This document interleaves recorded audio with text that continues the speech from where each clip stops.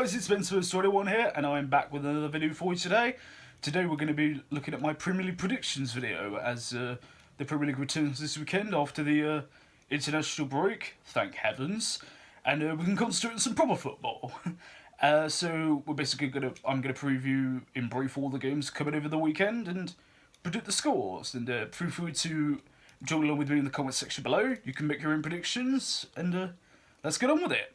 Starting off the weekend's fixtures, we have a massive game at the Etihad as title favourites Manchester City host Liverpool. It's certainly a big game even at week 4 of the season. So Man City in the opening 3 games have got 7 points, as have Liverpool, who have also got 7 points. But this is just my opinion. Of the two, for me, Liverpool have looked arguably more impressive. I mean, the opening game, they drew 3 away at Watford. They probably should have won that game comfortably, but defensive lapses cost them there. They dug out a good, solid 1-0 win against a resilient Crystal Palace side at home, and then, of course, just before the international break, absolutely demolished Arsenal 4-0. They've bolstered themselves on deadline day, signing Alex Oxlade-Chamberlain, who, if he's given the right position, could potentially become a very good signing for them. And I personally feel that the front 3 that they've got at the moment of Firmino, Salah and Mane have worked beautifully together, and I really don't see any need to change that. So even if Coutinho was fit for today, obviously we know the whole issue with Barcelona, but truthfully I don't see any need for Jurgen Klopp to change the side at the moment. I mean, leave your own thoughts in the comments, but I think personally the Liverpool side, really, you can't say anybody should be dropped from there at the moment. So, obviously, if you disagree, let me know. But that's just my opinion. Man City, the opening 3 games, won 2-0 away at Brighton. It was a pretty standard game for them. Then drew 1-0 away at home against Everton. I know that we sent down to 10 men for nearly the whole second half after Carl Walker was sent off. They just scripted a 2-1 win away at Bournemouth in the 97th minute.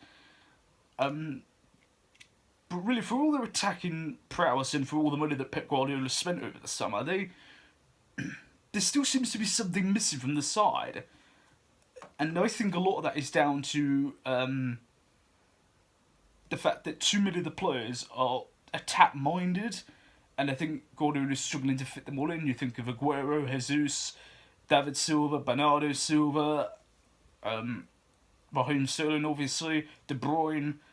There's so many others as well I can name in that, who, Gundogan, Yaya Toure. So, and I think there's a lack of balance in the side, and also, I still think the defence probably needs to work. I mean, Otamendi's been much better at the opening start of the season. Walker, whether or not you debate whether he's sent off or not, Danilo looked good against Bournemouth. The left side, I mean, Benjamin Mendy obviously has done alright, but I think the goalkeeper issue, Ederson, you could argue, was at fault for the goal they conceded against Everton. To be fair, the goal against Bournemouth, he didn't have a chance with that. But there's still occasions where on set plays he looks a bit vulnerable, so there's a lot of intangibles here. I do think because it's at home, City probably will still have the edge, but I can definitely see Liverpool striking on the break a lot of times, and I can see plenty of goals. So I'm going to say Man City-Liverpool ends as a 2-2 draw. Next up on the weekend's fixtures is Arsenal host Bournemouth at the Emirates Stadium, and boy oh boy, if this wasn't a must-win game for Arsenal, then you couldn't tell me what is a must-win game, because after losing away at Stoke, I mean, they won the opening game just by the skin of their teeth against Leicester, despite conceding 3.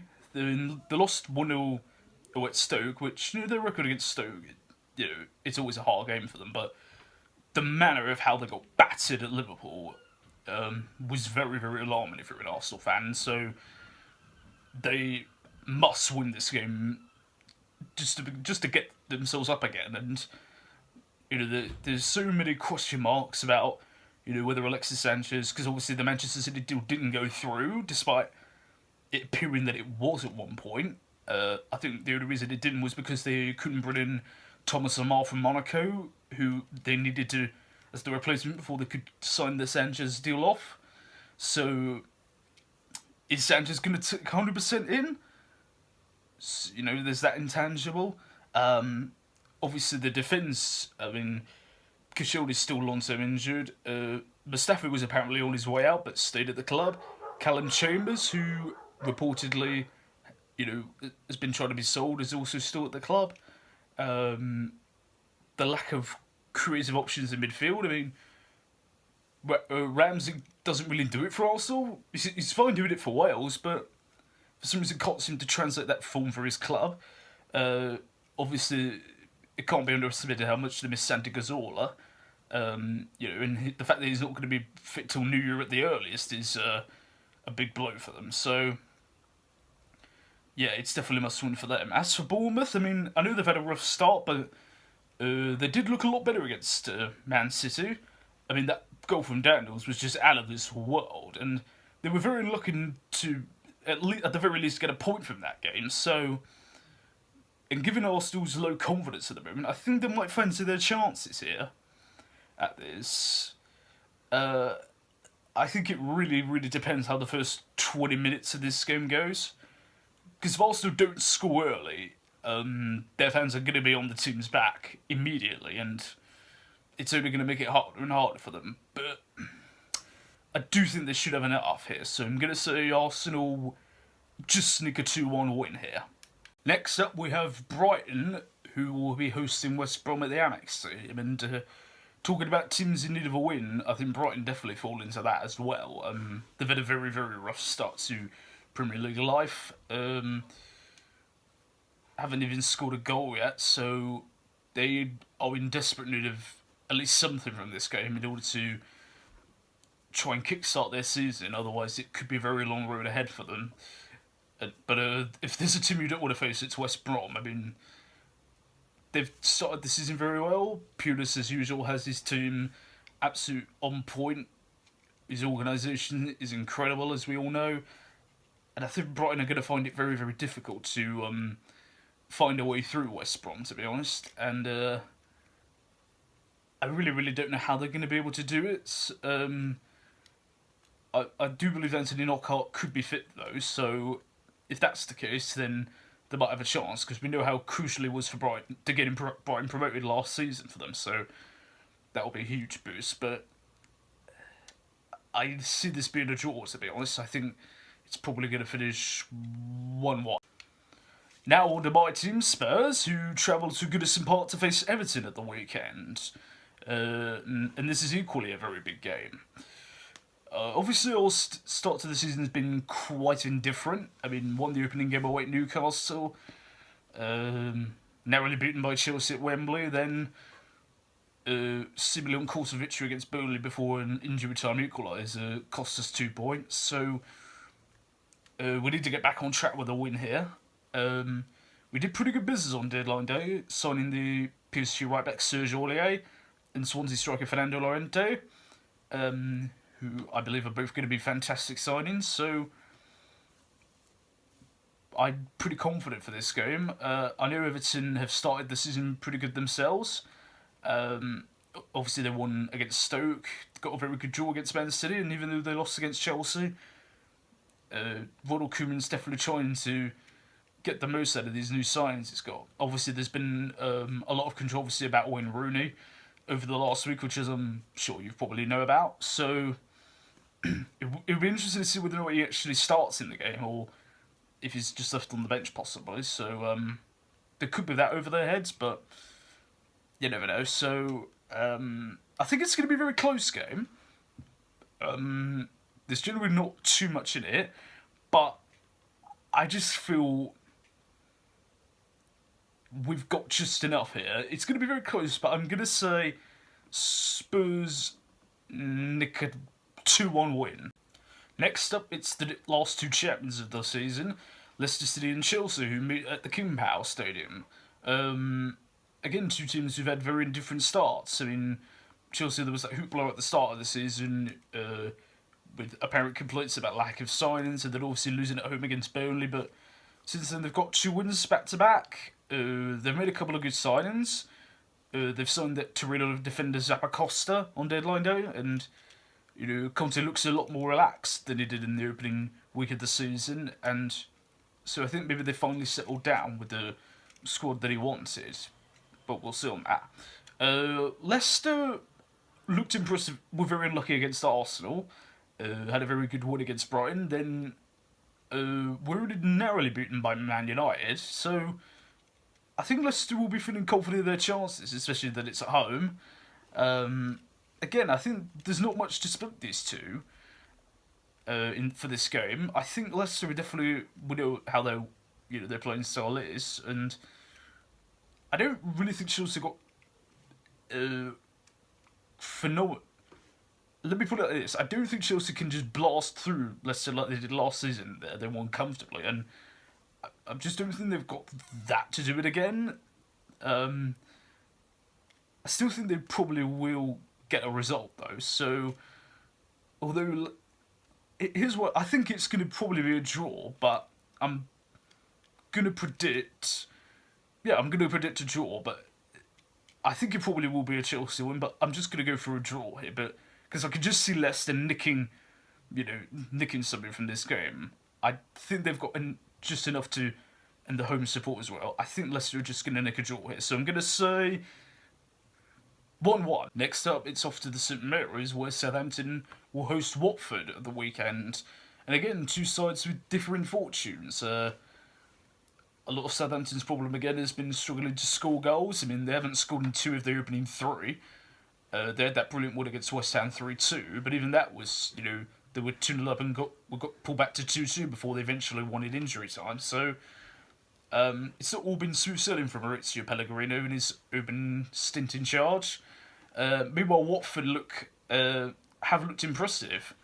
Marco Silva has replicated exactly what he did with Hull City. He's really got a brilliant system working there, and they could have won against Liverpool. They did, and they've looked very, very good, I have to say. And obviously, Watford will be without Miguel Britos, who decided to do a full Eric Cantona challenge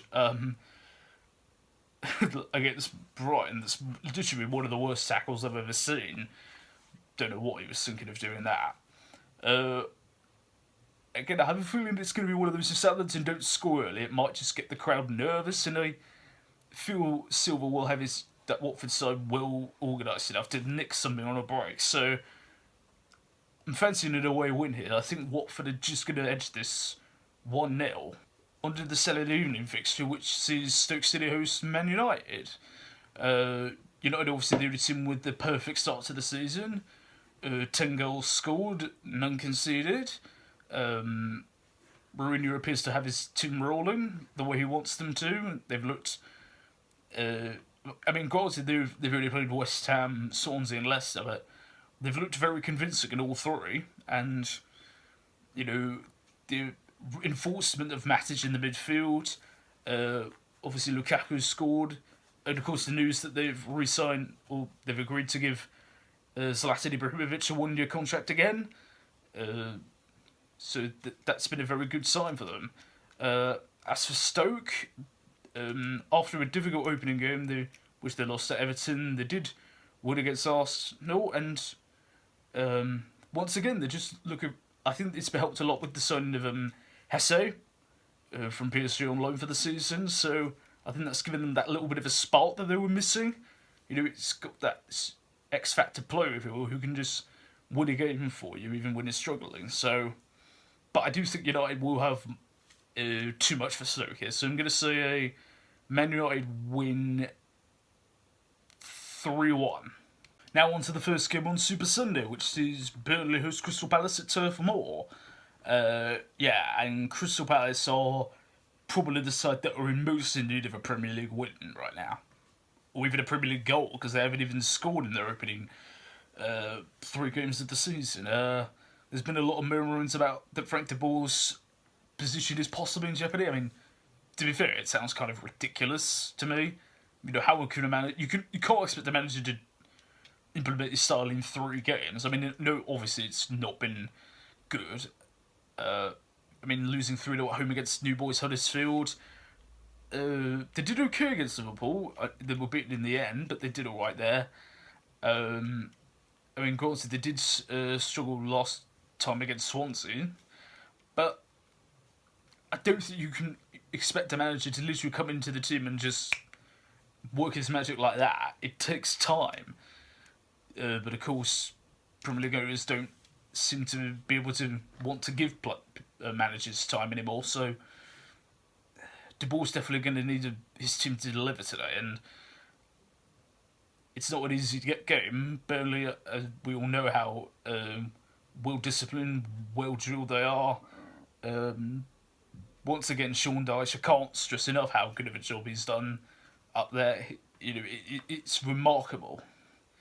And I don't see anything changing for Palace, unfortunately. I think Burnley are going to have too much for them at home, and it's going to put more pressure on De Boer. So I'm going to go for a 2-1 home win for Burnley here. Then next up on Super Sunday, we have Swansea, who will host Newcastle at the Liberty Stadium.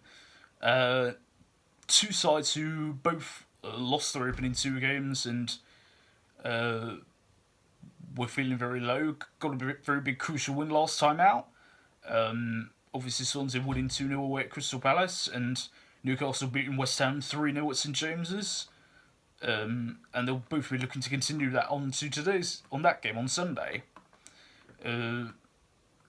It's going to be interesting because a lot of Newcastle's form last season was away from home. I mean, we know Benitez is renowned for getting his tactics brilliant on the road. I mean, sometimes at home, the way he sets up his team, it doesn't always work out, but certainly for away fixtures, it's very effective, especially with the likes of Richie and Perez and, many of his top players. Meanwhile, for Swansea, Paul Clement seems to have got his team settled down at last after the Gylfi Sigurdsson sale to Everton. And, obviously it was a big blow losing Llorente, but they have re-signed former striker Wilfried Bony from Manchester City, who, he was brilliant in his first time at the club, and, there's no reason to suggest he shouldn't be able to replicate that form. So I don't think there's going to be a lot to split these two either, so again, I'm going to say this into the 1-1 draw. And finally, on Monday Night Football, sees West Ham United host Huddersfield at the Olympic Stadium. What a start it's been for Huddersfield. I don't think David Wagner could have possibly imagined how good of a start Premier League life would be for him. The phenomenal away win against Palace 3-0, winning their opening home game against Newcastle. The atmosphere there was incredible for that game. And again, first 2 games they've had 3 clean sheets as well, which, considering one of the big things about teams that get promoted is often, can their defence hold up? Well, the Huddersfields have been perfect so far, so, you can't fault them for that, and it's fantastic how well they're doing, and they've certainly given themselves a great chance of keeping themselves safe this season. Meanwhile, West Ham have got a lot of problems. Obviously, that very damaging defeat against Newcastle. There's been a lot of question marks around the future of manager Slaven Bilic, whom it's reported has been unhappy with the lack of support he's been given in the transfer market by the owners. And also there's been this deadline day fiasco around attempting to sign William Carvalho, and there's reports that the player was illegally approached, and it's just all a bit of a mess there at the moment, and I could potentially see Huddersfield, given how effectively they use the ball, and don't really waste many of their chances, I can easily see Huddersfield snatching this game. So I'm going to say Huddersfield win 2-1. And that's all of my predictions. What are your guys' predictions? Leave them all down in the comment section below.